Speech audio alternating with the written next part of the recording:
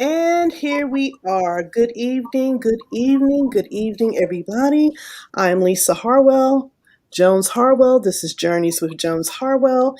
And this evening, I have the pleasure of bringing to the screen with me Meosha Hudson with the American Red Cross. Thank you for joining us. Glad to have you. And we're going to talk about sickle cell this evening. Some facts that maybe some of us know, some of us don't know.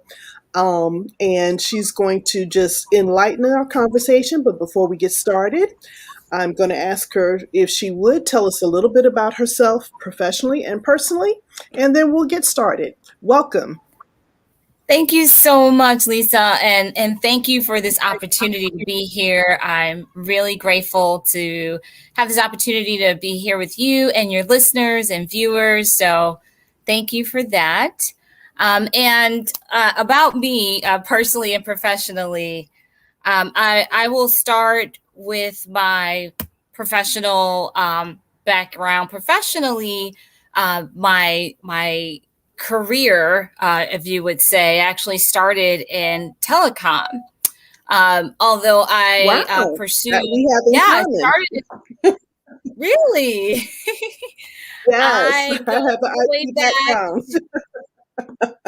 Yes, I had a pretty long career actually in the world of telecom and more complex data enterprise level communication solutions from Verizon to other independent organizations.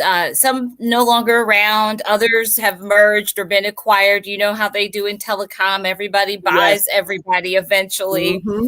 So Mm-hmm. it's one big ring of folks leaving one company only to find that now they've been bought by the organization that they left. So that's a big transition for me career wise, as far as leaving telecom, a very how can I say this thankless kind of industry, very intense, very goal driven to a different degree. I mean, we all have goals and metrics, but telecom, it's a real intense world, especially when you're in the sales environment, which is the background that I come from in the world of telecom. So it's kind of a what have you done for me in the last 5 minutes kind of pressure and very interesting culture, and it could be toxic after a while. And I realized I had a huge void just in my spirit, and I was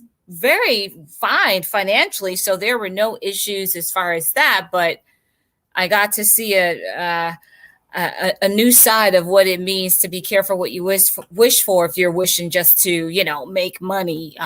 It sometimes come at a cost, and for me, it was my peace of mind, and eventually just wondering what my purpose was. So telecom, that's probably the industry I spent the most time in. And then I transitioned into nonprofit, which is how I ended up here at the American Red Cross. I actually started out as a volunteer.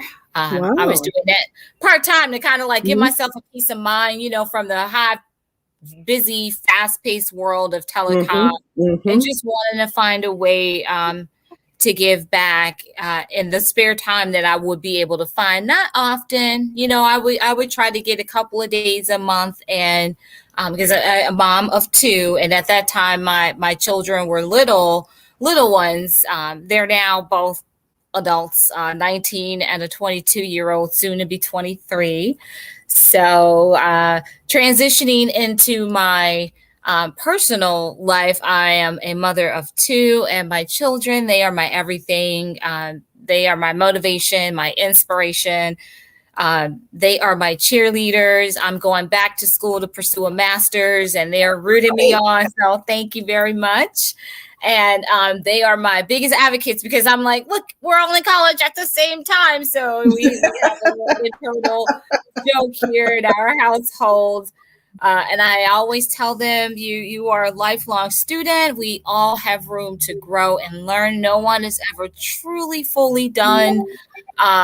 That's the journey of life, and so I get to show by example with this new journey that I'm on, with trying to further just kind of further my opportunity in the world of just being a health-based advocate. My focus is healthcare administration. I feel like there could be a lot of room there to make sure there are people at the table Yes. to help shift the landscape to equity and opportunity to access healthcare, and making sure that quality care is delivered. That's something that's near and dear to me. So that would be my next journey after my work here at the American Red Cross would come to completion, which that's nowhere in the foreseeable future. My work here is just starting, and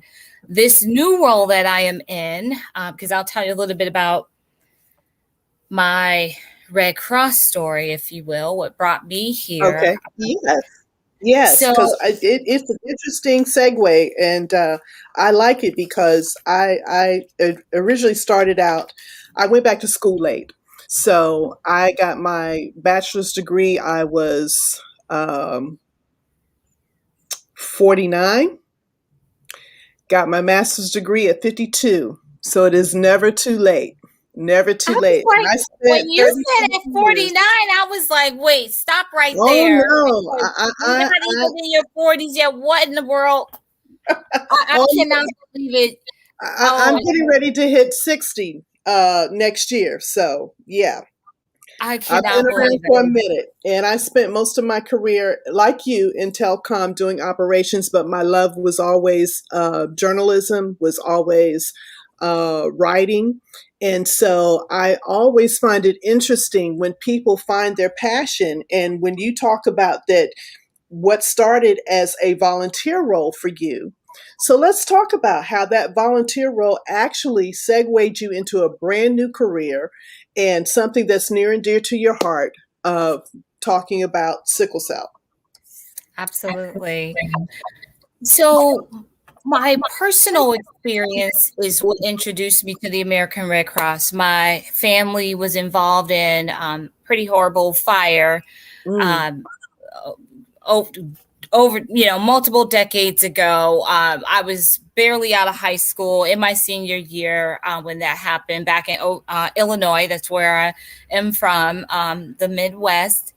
And that was my first experience with the American Red Cross, because they were there before. It seemed like they were there to get us situated even before all of the first responders were there. And that wow. jumped out to me as a young person. I was kind of like, who are these people? And why are they so nice? And why are they trying to help? Yeah, I just wasn't used to just seeing that in the Hmm. community that I grew up in. So I thought it was really interesting to be a victim of this fire. And they put us up, in a hotel, and help make sure we get situated to find new housing. And so at the time, like, that's kind of what I started to think of Red Cross. I was like, oh yeah, the organization that come out and help when you something gets burned down. I was Right, right, still right. not completely fully aware of the power of what I had come in contact with, and just the capacity of the organization. So I, years later, relocated to the Mid Atlantic area, Maryland. Came here for college. I attended University of Maryland in College Park, and I just love this area so much. I decided to stay. So I was like, "This is such a great place." My previous husband, my ex-husband, and I met in Chicago, and we both relocated here together. He came before I did. I came only for school, but that how that goes. We ended up married, and I wanted to stay because I thought this was a great place to raise children and start a family.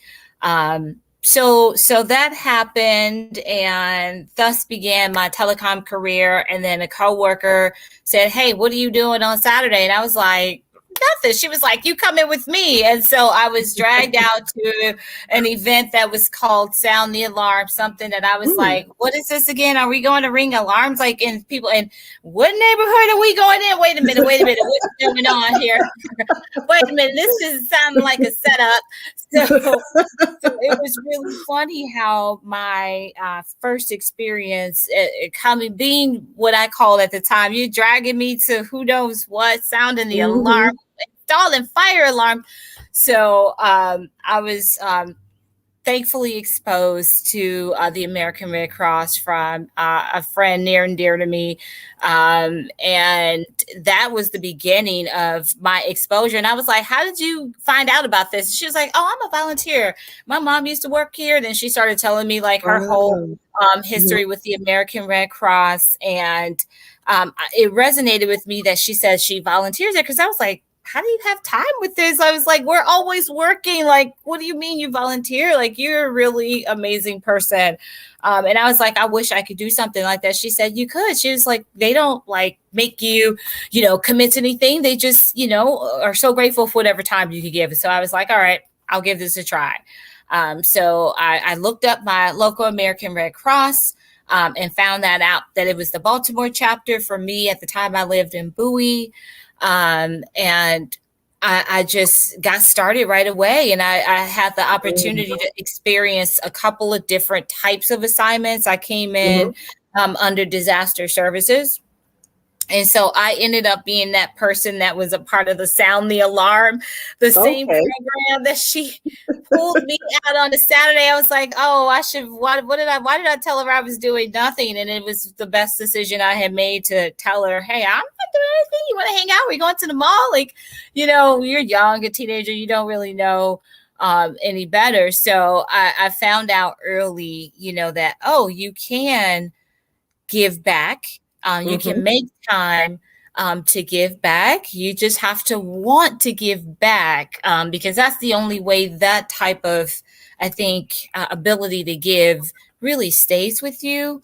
I think when Yes. you are dragged into that kind of opportunity to serve, then it's probably not going to be worthwhile. And you won't get out of it that feeling that everybody say, there's no dollar amount that could, provide that. So, and then I found out, okay, well, they have part-time positions available. Fast Mhm. forward, I came in as a volunteer. We weren't really in the height of a major disaster season at the time. So a lot of the stuff that I had done was local, helping out, getting care packages and kits Okay. together, Mhm. and doing things like that. And then eventually went out into the community and started doing the Sound the Alarm campaigns, where we would go out, knock doors, talk about the importance of fire, Mhm. safety and how Mhm. to escape and fire prevention, and would get folks set up with top quality, brand new smoke alarms. It depending on the size of the house, and we would go over an escape plan and give them a little like visual of that, and it was great, and I enjoyed that feeling, and I was like, why can't I just do this? If only I could get paid. And then that prompted me to start exploring careers here. And I was like, you know Mhm. what, if I could survive telecom and be in the top in telecom and do so well in that type of pressure environment, I said, there's no way I wouldn't be able to handle or make that transition from a big for profit culture to Mhm. nonprofit, watching costs. We don't have the money, versus organizations that's spending just unbelievable amounts of money just on tchotchkes and giveaways. So Right, right. it was a different world, but I made the adjustment quickly because I just needed to feel like I was serving a bigger purpose than bottom dollar, to multi-billion dollar, for-profit company that I didn't feel like was fully vested in me. Mhm. So I started searching and looking at ratings of, organizations that don't have a lot of churn, and why people stay and things like that. And I was like, okay, this sounds amazing. Like I can give back and do good. And by the way, get a little paycheck, make this my career. because I knew that I was going back to school and I would be pursuing health. And so I kind of also wanted to be in an environment where health was still some aspect of it, and Okay. be in the biomedical division, which I am in. Mm-hmm.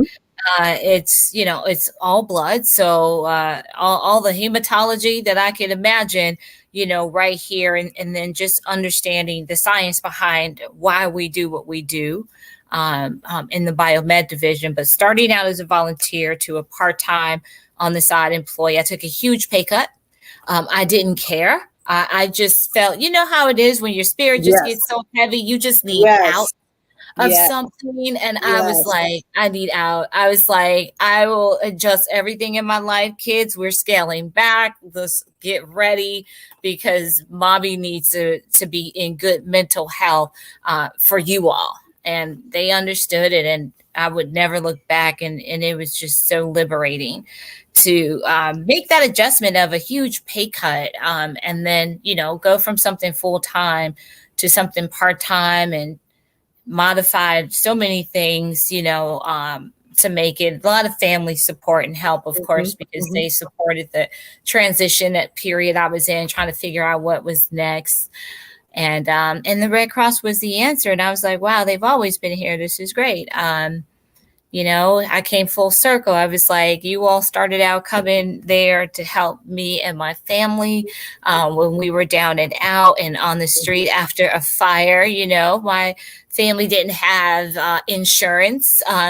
That wasn't very common, I don't think, at that time, at least not in the world that I grew up in. So it was everything out of pocket. So Mm-hmm. the Red Cross being there, helping give us that opportunity to have a peace of mind and recover from such a horrible thing like losing everything in a fire. And, luckily no one, we didn't lose any family members, just all possessions. And that's a big to do emotionally as it is. And so Right. seeing Right. them in that light, I was like, wow, like this organization can do no wrong. And then having the opportunity I still feel like I'm giving back, Mm-hmm. Mm-hmm. because I know, that in a world where everything that sustains us is by the way of our volunteers and donors, financial donors, blood donors, um, volunteers that's on the ground, with us when disaster strikes. And so Right. Right. I knew going in that if I'm taking a pay cut, I need to be fully like, I need to eat, sleep, live, and like embrace this. And then I started digging deeply on the American Red Cross. They used to call me the historian. My coworkers, they'd never seen anyone so obsessed with wanted to know the history of an organization, and I kind of needed to know from my spirit. Ancestors gave me some genetic downloads, and they were like, "All right, do your work, do some digging, make Mm-hmm. sure you can Mm-hmm. fully be behind." And I did, and then I did some digging. I found out about the founder and her principles and beliefs, and looked at the things over the timeline of the Red Cross. And I Mm-hmm. was like, okay, there's nobody that hasn't done something, that they all need to atone for at some point. But for the most part, I was like, they were consistent. This is a history, it's a story I can respect and feel good about being a part of. And so that kind of sealed the deal. Yeah. That's when So I took the Kool-Aid and dumped it on my head completely. so your division, which is the biomedical services for the greater, I guess it's the greater Washington area or capital regional area. What is it that you guys specifically do? I know in our correspondence back and forth, I know you were out a couple of days, so I see that you supervise blood drives or you check on blood drives, and uh, uh, give us a history, or for some people that don't really know, what is sickle cell and why is it so relevant to what I like to call our nice brown community? Because it's mostly brown and Mediterranean individuals that end up with the trait. That is correct.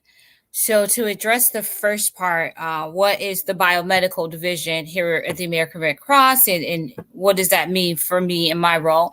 So, biomed, we're responsible for collecting enough blood to make sure the hospitals can deliver their care. And when I say care, every minute, there's at least 6 blood products being pulled or reserved or allocated for a cancer patient. Okay. So the need for blood, and cancer is just one aspect of why we collect blood. It's a crucial part of the medical world and the healthcare infrastructure to really Hmm. be able to function. Blood transfusions are actually the most common procedure performed in hospitals in the United States of America. So that's how important blood is. And biomed, we're the nation's largest provider of blood because the Red Cross as an organization, there's disaster services, as we call it. There's service to the armed forces, which is what started our organization. We were born on the Hmm. battlefield. And so that's its own avenue of Hmm. Red Cross mission. And then we have our training services, which is something else I had done here before moving into biomed. It'll always be near and dear to my heart. But training services is the division that goes out into the community and provides training and instruction for CPR, AED, first aid, and a host of other more professional level trainings. So there's that, and then there's biomed. And Okay.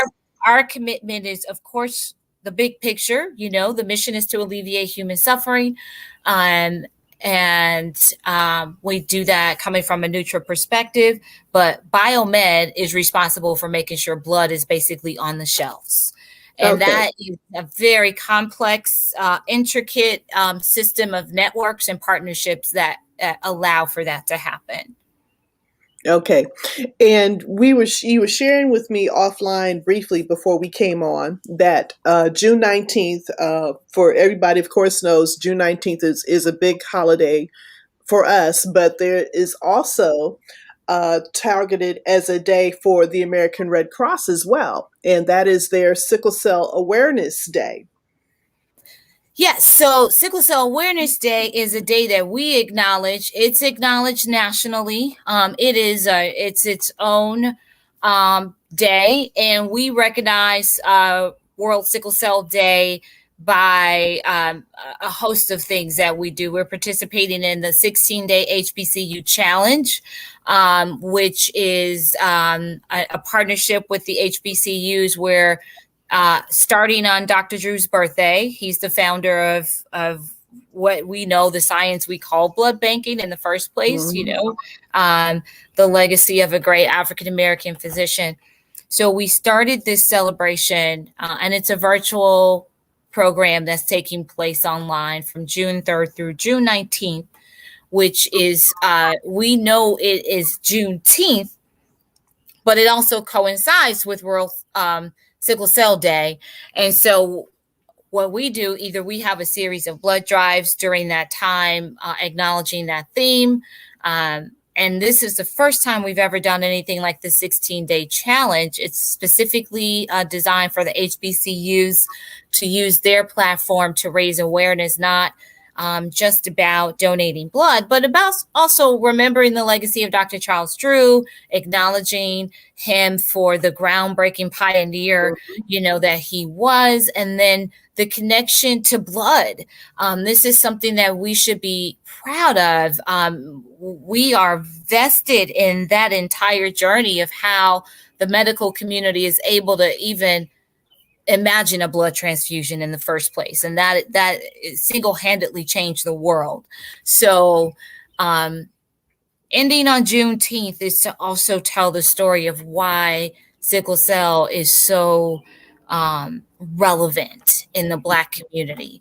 It's not a metabolic condition that a lifestyle adjustment might be able to either ward off, or you could get ahead of things, or maybe even change the trajectory of certain conditions. I mean, Mhm.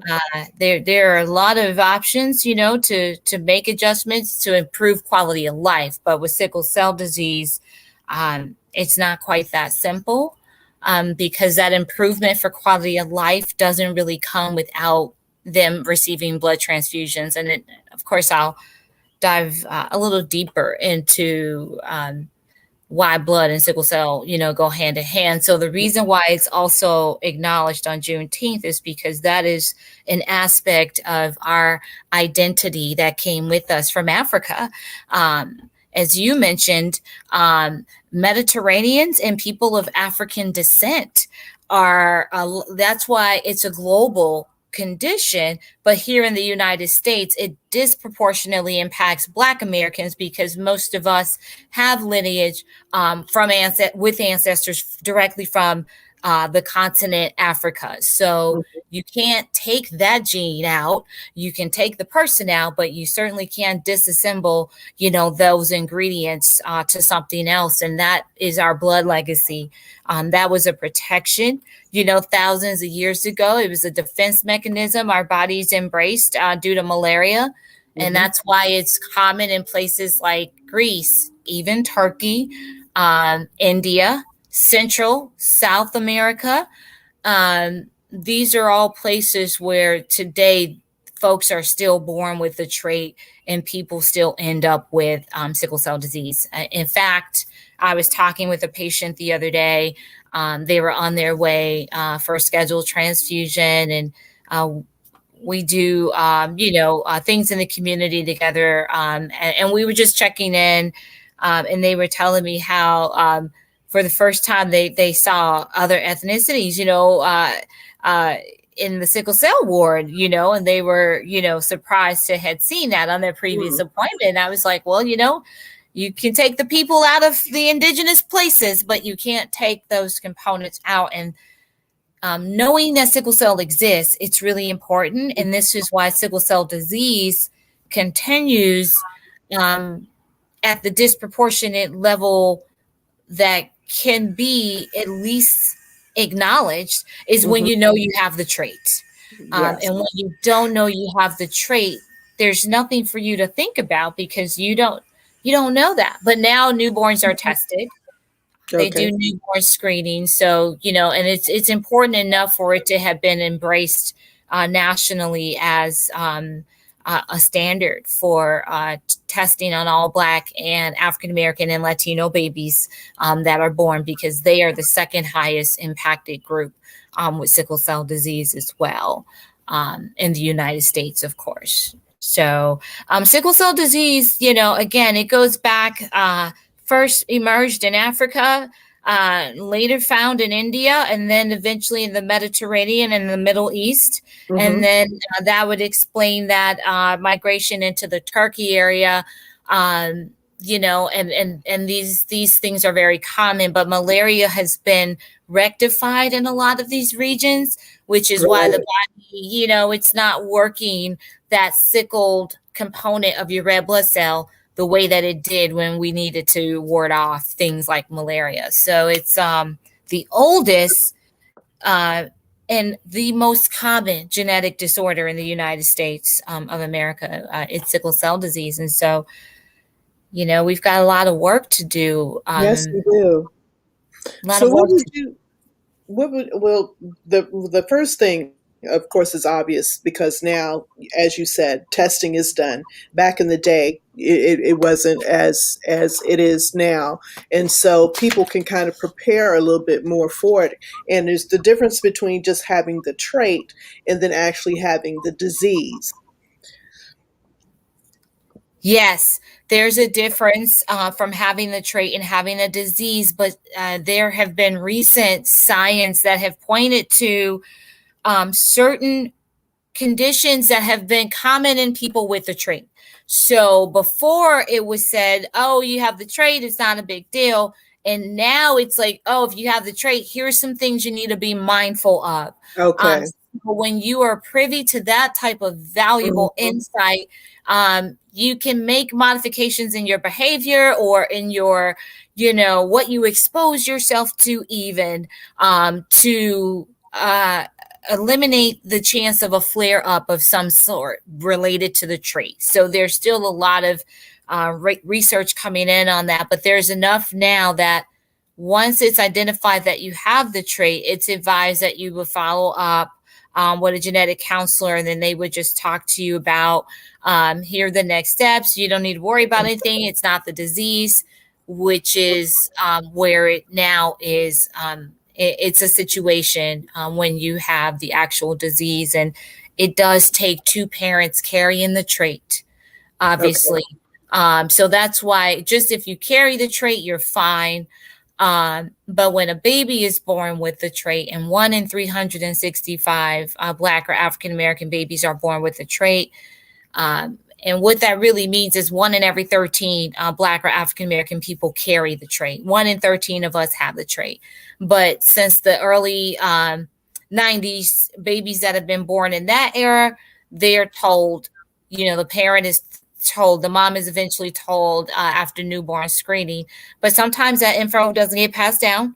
People don't know anything about it. Mom is Mhm. like, is my baby okay? Do I need to worry about this? And back then they had no idea. They're like, no, everything's fine. Just, for your mental, situational awareness kind of thing. And it turned out that that's something that people probably should have been made aware of if they knew, which is why I'm excited that we're now testing the blood from Black and African American donors for the Mhm. sickle cell trait, and providing that insight for Mhm. blood donors. So the trait is definitely nowhere near the level of the disease. People with sickle cell disease experience what's called a sickle cell crisis. And what's happening is the reason it's called sickle is because the red blood cell, which is usually an oval shape, is now shaped like a crescent moon, sorry. And that starts to clump up the blood, and our arteries and capillaries, everything that the blood needs to Mhm. travel through to get to our brain and our vital organs, and for us to function, it's now unable to do that because the blood is now thickening to a degree that makes it feel as almost if something is now actually slicing those things apart, because it's a little jagged and sharp even in the crystalline structure of blood cells Mm. when they're broken off like that. So Mhm. it thickens up. It's trying to pass through. It can't pass. So organ damage is experienced. Severe pain because it's actually blood doesn't just stay in one part of our body. Where is it going? Right. Travels. Everywhere. Mhm. It travels. And so that's why it's called a pain crisis. Okay. Okay. And I think one of the biggest problems in our community, that I've seen in my lifetime is that we have gone through as guinea pigs for so many things that it makes us leery of wanting to donate blood, wanting to donate our organs, new vaccines and things of that nature that comes out. So how can we turn the corner, or what do you think are some of the things that we can do to turn the corner to get our community really, really educated that, hey, we do have to be responsible in doing these donations to help save our children or help save, a family member, or, it couldn't, may not even be a family member that we know, but just somebody who is in need of transfusion or bone marrow. That's right. You hit it right on the head there. It's the distrust, and we understand that. I think society is hopefully finally. It's a weird thing to describe, but folks are understanding that there's a lot of historical trauma there. Hmm. And so there's a lot of rightful mistrust from our community just against the healthcare industry in general. Like you said, the whole guinea pig aspect of being utilized for things against our will, and we're not even aware, let alone a will to determine if you're a willing participant. So it's one of those things where we, as an organization here at the American Red Cross, and this is another thing I'm so grateful for, that our CEO, feels and leads with the feeling that more can and should be done. And we as an organization have been very transparent in addressing some of the things that have created that strained relationship to some extent, with the Black community, as far as the lack of trust, Mm-hmm. going back to, segregating blood products, which wasn't a decision per se by the American Red Cross. That was enforced by the military. And obviously, we were providing the blood during one of the bloodiest war times, in our country's history. So that was something that we had to finally just kind of get out there and address and say, hey, we know that this happened. And for a few years, we actually allowed them to kind of dictate to us that this is how it's going to be. And then eventually we as an organization finally said, hey, we're willing to sacrifice this relationship before we continue this down this journey of segregating blood. We will not do it, especially when this whole ability to provide a blood drive is because of Right. a Black African American man. So eventually we, as an organization, we got in front of that. We've been more vocal about addressing that. And we're also vocal about just reminding the community, hey, it doesn't seem like we're there or that we've been there. Mm-hmm. But I realized, after sharing my Red Cross story, over the years, that so many people have been impacted by the Red Cross one way or the other. Yes. And they have actually always been there and boots on the ground, but things get a little murky along the way in terms of certain blemishes, on someone's record, and that includes our organization. And so we had come out, we owned it, apologized profusely, and continue to do so. And we do everything possible to make sure diversity and inclusion is actually a staple of the mission. So And they're pretty good at that. I know early in my career, I was a federal employee and I worked for actually a federal civilian. I worked for the Department of Army. And when I moved to Washington, D.C., I worked for the Adjutant General's office. And one of my functions was that I did the separation papers and the move papers for anybody that was a lieutenant colonel or above.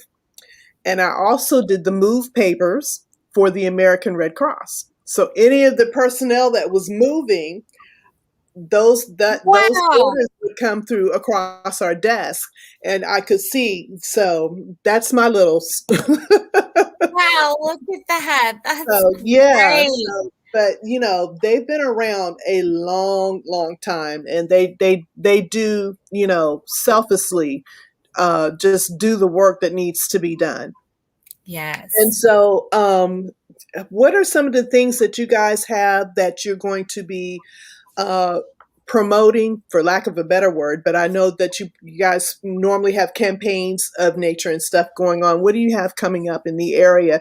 And how can people, if they're interested in volunteering, what would you recommend that they do?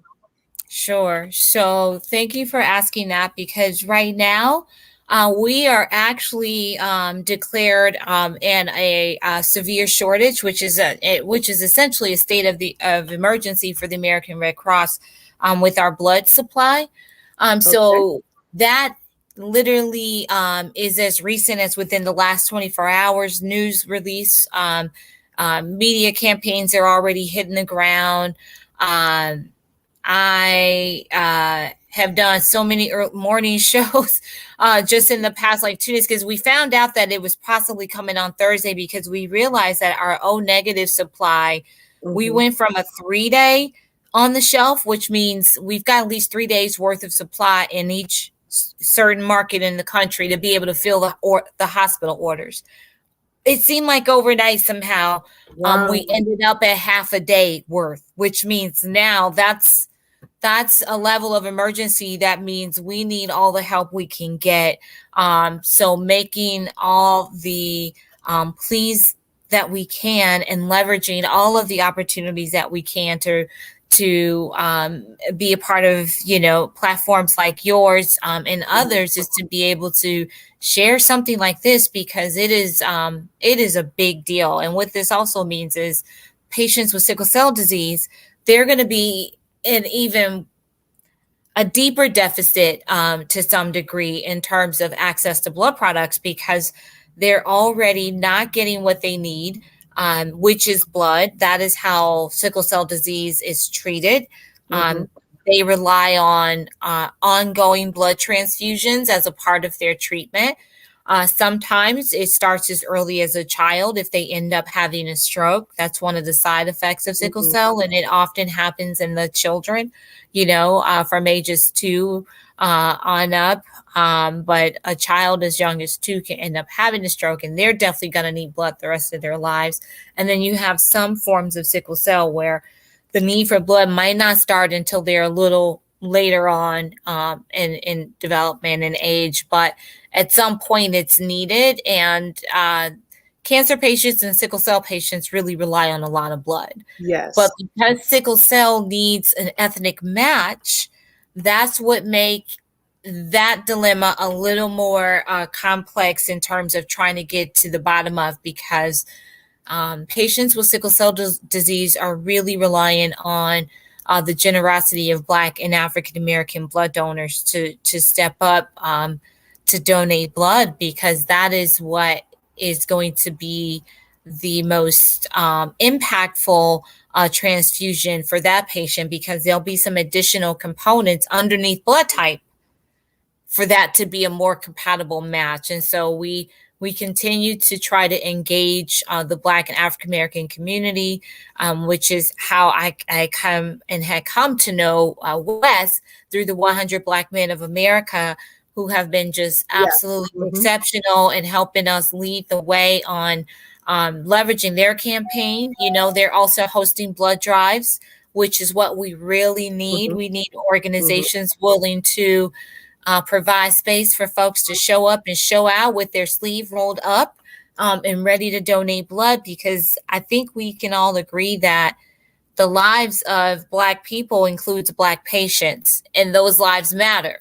So that Right. includes the ability to have access to something like blood so that they can live and have a decent quality of life while they're here. Wonderful. So, if organizations were interested, they just need to contact their their local chapter or their local city or region American Red Cross, and Yes, I would start there. I would start by contacting your local Red Cross chapter. And if you're not sure, go to, if we're talking Red Cross in general, it would be redcross.org. But if you're interested in finding a way to help during this severe blood shortage, which is pretty severe in terms of the patients' lives that are on the line, they can go to redcrossblood.org. okay. And from there, they would just click on the tab to either find out information on how they can host a drive, or pop in their zip code to find a blood drive that they can actually donate at.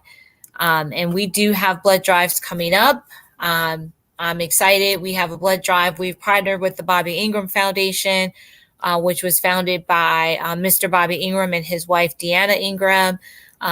Mr. Ingram is one of the coaches for the Ravens, and he and his amazing, beautiful wife, Deanna, lost their daughter to sickle cell disease, and they have been tirelessly and fearlessly also leading, a battle within this war against sickle cell disease. And I say war because there's a need for a lot of change, not just the Yes. need for Black people and African American people and even Latino people to donate blood, but just the healthcare system in general. They're looking for ways to find a more comprehensive way to provide care to patients with sickle cell disease, because it impacts the entire family. When you have a loved one dealing with sickle cell disease, because of the nature of it, and just the journey that's involved with living with sickle cell. Wonderful, wonderful. You have been, I mean, there is so much more information that you can provide, and we've just only touched the surface of it during our conversation this evening. I'm most certainly going to have you back. Thank September you. is the month that is Sickle Cell Awareness Month, and I'm sure that you guys will have all types of campaigns going on. You're constantly, that was news to me to learn too, that you should always have a 3 day supply. So just within, that little period that you were telling me that you guys are now down to a half a day. And just now when I went to the website, I saw blood shortage, big bold red letters, so Yes. it's just the information, wealth of information. Meosha, I thank you for having you as a guest, taking the time to come on and educate us this evening. I definitely would love to have you back in September where we can talk about it more. Um, and once again, for those of you that if you're interested in volunteering or helping, you want to donate, contact your local Red Cross office or go online to redcross.org. It will point you in the right direction.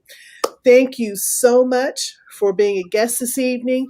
Anything last minute you'd like to share with our audience? I would just like to thank you once again for having me and for your generosity of sharing your platform with me this evening. This has been a great privilege and a great pleasure. And so thank you. And I look forward to being back in September. I can tell you now, I'm all in. I'll be on the lookout to work with you to get scheduled. But thank you Yes. for having me. Yes. Thank you so much. And I thank the 100 Black men for Yes. putting us together where we can have this wonderful conversation. So, out to R. Wesley Webb and Dr. Paul Dyer, thank you so much for this. Absolutely. Got to And, give a shout out to the 100 Black men, masterminds of putting the right folks together. I yes, appreciated it. indeed. Thank Yes, you. indeed. And it's a small world because all of the little backdrop connections that we had, you sales, telecom, I did operations. So I was on the operations side, building the phone systems, running the phone Exactly. systems.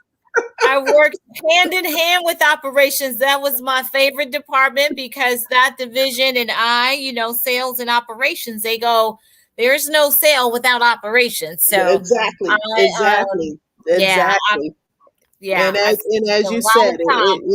yeah, and as you said, it was work. So a Yep. lot of times people don't think about it. If you we're good, but if your phone don't work, your computer don't work. eh. It is not good. Well, thank you so much for joining us this evening. Everybody, this is going to conclude my show for the evening. Please, please, please, if you are interested in volunteering, in donating, in setting up blood drives, please contact your local American Red Cross office or Google. Everybody knows what Google is, or Safari, Explorer, whatever the new one is. What is it? Bing is the new one. Redcross.org. And they will definitely put you in with the right individuals to make a difference in the lives of people that need it. Meosha Hudson with the American Red Cross. Thank you so much once again for joining us this evening. This is going to conclude our show, and I will talk with you guys again soon. Thank you.